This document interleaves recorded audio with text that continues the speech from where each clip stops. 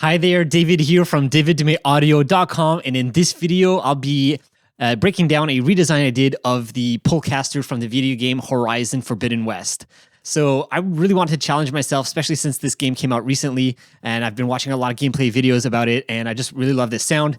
So I just wanted to just challenge myself to recreate the sound, and that's what I'm going to be going over in this video. I'm going to be talking about what layers I used, how I layered them, and what I was thinking about as I was doing this redesign. So that's what we're going to be doing in this video. But before we jump in, if you are a video game sound designer and you want to improve your skills at creating sound effects, I have a little gift for you. It is my 5 layering techniques guide. And these are basically 5 different layering techniques that I use, and I know a lot of other professionals use as well to create sound effects. So layering, of course, is one way to create sound effects. There's other ways. But yeah, so this guide is just going over like different layering techniques that you can use to improve your sound effects. So if you want to grab that, it'll be free. Link will be in the description below. All right, so let's get into our project. All right, so here we are inside of my project within Reaper. And so what I'd like to do is play you this the original audio from the video game, a little clip I have here from the video game, and then go over my redesign, play my redesign, and then we'll go over layer by layer how I did it and what I was thinking about and different things like that. So let's start here at the beginning. This is from the original video game. Here we go.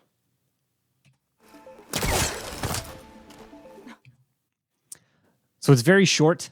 Let's have a listen again to the original.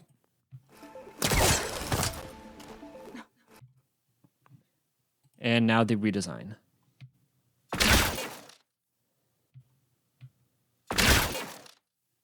So I didn't do like the whole clip. I didn't design like the ambience and everything around it. I really strictly wanted to challenge myself to do just the Pullcaster sound. So that's what we're going to be doing in this video. All right, so just to have a quick look around at my setup here, I have my session setups just so we know what we are looking at. So at the top here, I have the original game audio. So this is the video. I have the audio that came with the video. Down here, what I did is I brought this same audio into Isotope RX, and what I was doing is I was using the music rebalance to try to remove as much of the music and other sounds that are not that might have been like distracting, so I could get like a really clear picture of what the Pullcaster sound is. So that's what it's doing. It's actually, it didn't do too much of a difference. Like if we listen to it, I think it brought down maybe like the music a tiny little bit, but even then it's still, you can still hear it. So that didn't work too well, but I kept it in here just to use as a reference anyways. All right, after that down here, we have my Pullcaster sound. So these are all of these files, all these tracks down here. So I have it set up into 2 kind of sections. The first one is the pull, which is right here. And then after that is like all the other layers that I used to make it. So yeah, let's just start at the beginning. The first thing that I wanted to design. So the first thing I was aiming for was actually this quiet little part here. So where you have like the pull of the rope, and you kind of have some sort of like mechanical sound or something like that, like from the rope being pulled. So that's the sound I was going for. And so let's hear what I created here. So there was 2 things or 2 layers that I really wanted to have in here. The first one was to have some sort of pulling sound, something like a seatbelt. Like if you pull a seatbelt out really fast, you could have used that. What I actually ended up using was I had a vacuum in the basement here in my studio, and so what I did is I was pulling out like the cord, and then I got this sound here. I think it's this one. Yeah, this one. And then I processed that a little bit, and I'll show that soon. So that's what I was going for with this layer. I just wanted to have like this kind of string or pull sound. So that's one of them. And then I took this exact same sound and I just copied it, and I made another layer down here, and this one is just pitched down. So it's the exact same thing. And then I had this other layer down here, and this is kind of, I wanted to have something a bit more mechanical. Right, so this is to, I guess to emulate the sound of the rope being pulled back in and having some sort of mechanical sound of something pulling it back in. Yeah, so the way I created this was actually with my vacuum. And what I did was I was basically taking the hose and I was moving it up and down to different like lengths. So I can do that with my vacuum, so I can have different lengths. And then as it's going up and down, it kind of like clicks through the holes, and that's how I get this sound. So if I do it really fast, it sounds like this. Yeah, so what I did then is I just copied and pasted it, so I had like 2 versions, so I can make the file a little bit longer, then I processed it a little bit. So let's go into how I actually processed this to design it. So if I take this off here, this is the original sound for this one here, right? So that sounds kind of like the chord of the vacuum. I did stretch it out a little bit. You can see here the rate. So I did stretch it out a little bit. And then I added manipulator on here. And let's see what I did for this one.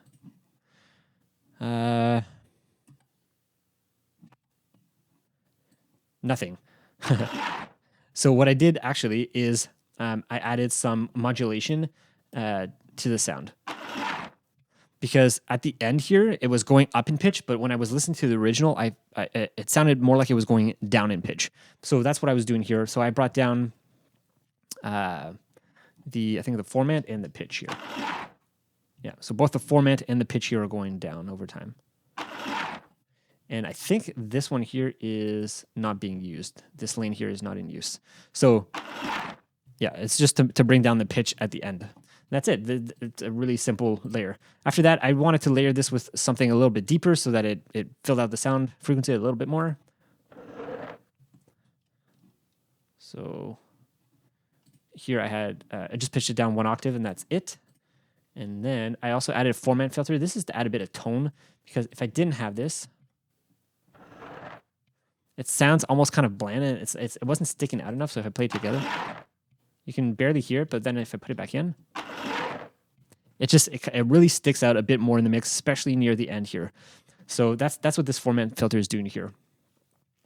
And that's pretty much it for this, is simple processing. Finally, down here for the vacuum hose, I did, let's see. So I cut out some of the lows because this layer right here was taking care of that, so I didn't need it for this mechanical layer sound. And then I modulated some of the parameters here. So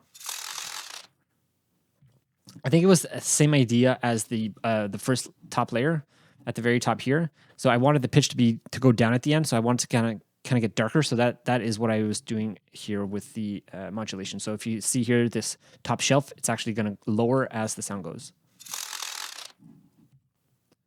And I think I was doing some modulation here with the, yeah, so same idea, same technique here. I was just bringing down the format over time, especially at the end, so that the pitch goes down as the rope comes in. And that's it. So now all together.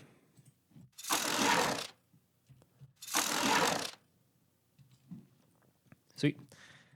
All right, so that was the first part. The next part is everything else that you hear. So the next part was kind of that I worked on was this like opening section here. So it was like from the beginning all the way to like here. And for this section, there was one main thing that I noticed that was happening. So let's play it here and just have a listen and see if you can hear what's happening when she first shoots out the Pullcaster.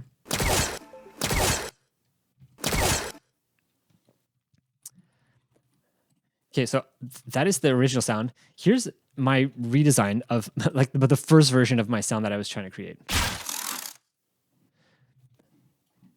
Okay, let's see if you can hear like what I'm trying to point out here. The original and then my first version. So what's different?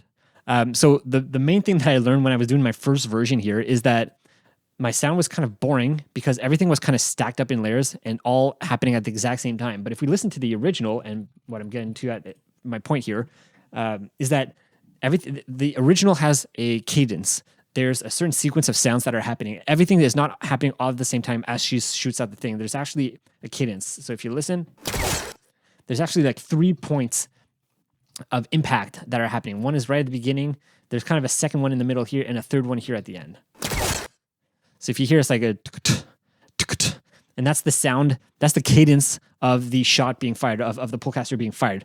And so when I first did my first version here, it really felt weak and dull and kind of boring because there was not that cadence. And then when I started my second one, I really wanted to focus on creating these 3 separate points of impact for the shot. So let's have a listen to that now. So as you can see here, I put a marker in so I knew exactly kind of where I wanted to layer and line up my sounds to do those 3 separate impacts. So I have 5, 7, and 8 were actually my impact markers. So let's have a listen to that. Let's start with marker number 5 here. So here's the first layer.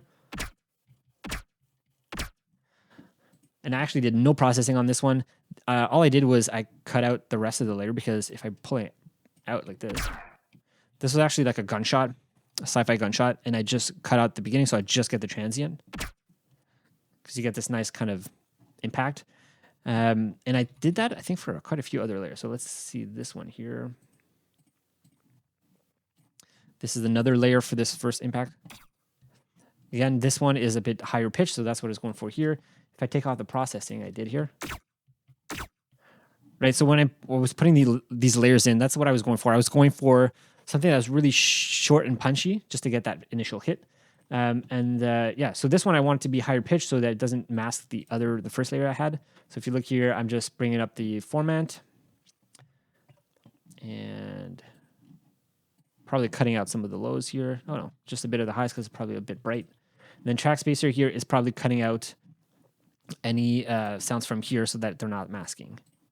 So if I play them together now,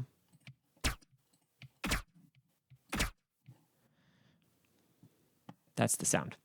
All right, next I had this layer down here. Let's take this off here.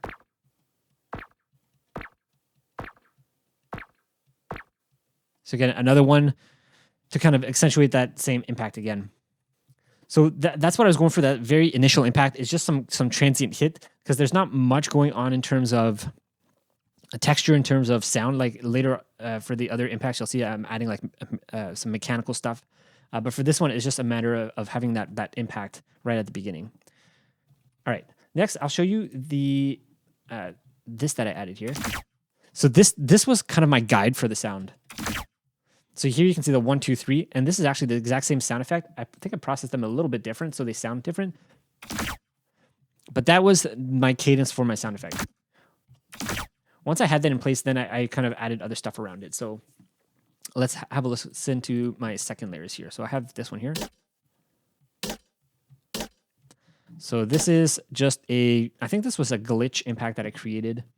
And let's see what I did here. So I did a bit of EQ just to kind of balance out the frequencies with the other sounds that I had.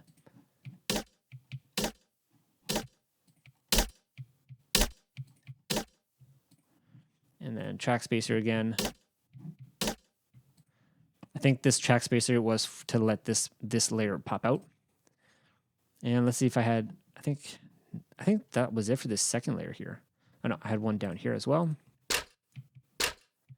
Again, I think for the second layer, I was starting to go more for some mechanical stuff. So here I have a toy gun mechanical sound.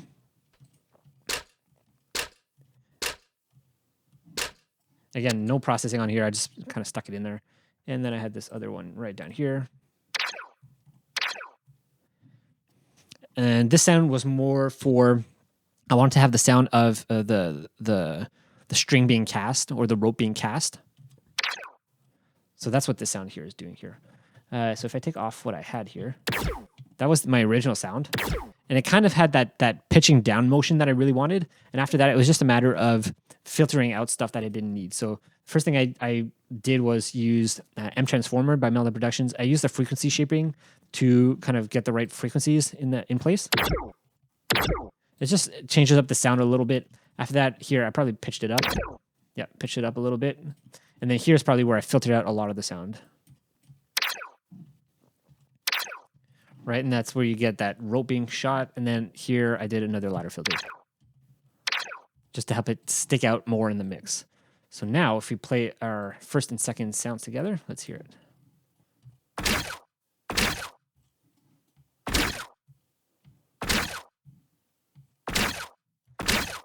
All right, so you can already start to hear that you have this cadence, you have the first two impact shots. So pretty good. All right, the next thing I added off was to go to my third impact, the third shot of the cadence. So let's start at the bottom here. So this is where I had this is probably the most prominent layer in terms of mechanical and metal sound. And this is something I created, I I think it was using synths and stuff like that, but maybe not. Maybe I had some other stuff. Anyways, this was just in my library, so I kind of just stuck this in, put an EQ on just to cut out a bit of the low so it's not too bassy, and then you have this cool impact sound. All right, let's listen to the other layers here. So I have this one here. This is also part of this third impact. So you'll see, like, yeah, this was from my original, from my my template, my reference group here that I was using, these three. That was that sound. What else do I have here? This one here. This is just from a sci-fi mechanical sound that I had created. And if we look at what I did here, I think I just brought it down in pitch mostly. And you'll see, I think a few of these I used recenter to kind of make the sound fit in place with the picture.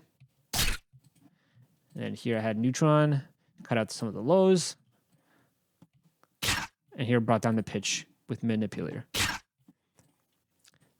Right, next layer here, same idea here, recenter, just to keep the sound centered so it's not so wide. Because if it's too wide, it sounds really weird. So this keeps it right focused, right where the shot is happening, which is in the middle of the screen. And again, manipulator here, probably pitching it down a bit. And yeah, I can pitching it down by 5. And there you go. So that's pretty much it. So you'll notice here, a lot of the layers are sci-fi layers, and that's what I was going for. Even though there's like mechanical sounds, pretty much everything in here was either from like a gun library that I've created, or some sort of glitchy mechanical sounds, or gun sounds to get the front of the gun sound, the impact of the gun sound, to get that initial transient to hit. And that's it. Like after that, it was just a matter of like filtering out some sounds, and then making sure everything was lined up together. Using recenter to position it in the stereo field, especially if your sounds that were way too wide. I just really narrowed them in so they were right where I wanted them to be in terms of in the stereo field and where the shot is being fired from. And then a lot of manipulator to kind of pitch stuff down. And I don't think I did too much in terms of modulation for this one. So I think here, this one I did some modulation. Let's have a listen to this layer here. Yeah, so I did some modulation for this last layer here, which is the mechanical sound, because if I take this off, I think I was hearing a lot of bass, especially near the end where I just didn't need it. So that's what this filter here is doing. I'm just modulating the filter here so that it just cuts out the bass so that by the end, I don't hear that sound.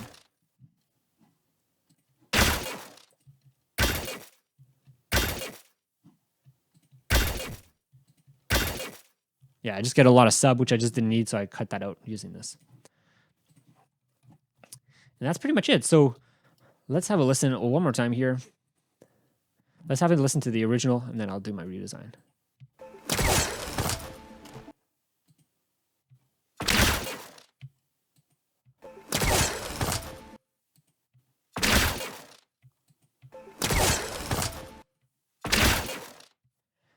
Okay, and there's actually one more thing I forgot to mention, and that is the master bus processing that I did. So everything's going through this one track up here. And this is kind of, I guess, if you will, the group processing for the entire Pullcaster sound. So if I play it without my stuff here, it was really bright. And what I was trying to do is match the tone of the original one. So first thing I did here is add some EQ. I just cut out some of the frequencies that I thought were a little bit too present and resonating. So if I take these off here,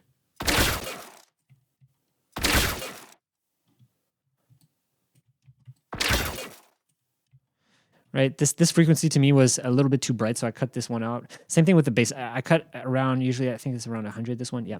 Because usually 100 is a common place where a lot of frequencies tend to bunch up, so I just was cutting some of that out. And then using recenter here, so if I take this off, it's very wide recenter. I was kind of just narrowing it in and making sure that any frequency below 100, 112 was monoed.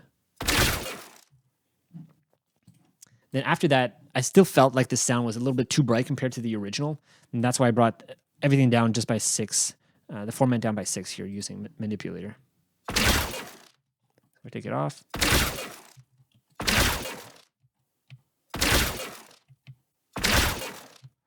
So it's kind of subtle, but it does make a difference. And it just helps to, I guess, match with the original.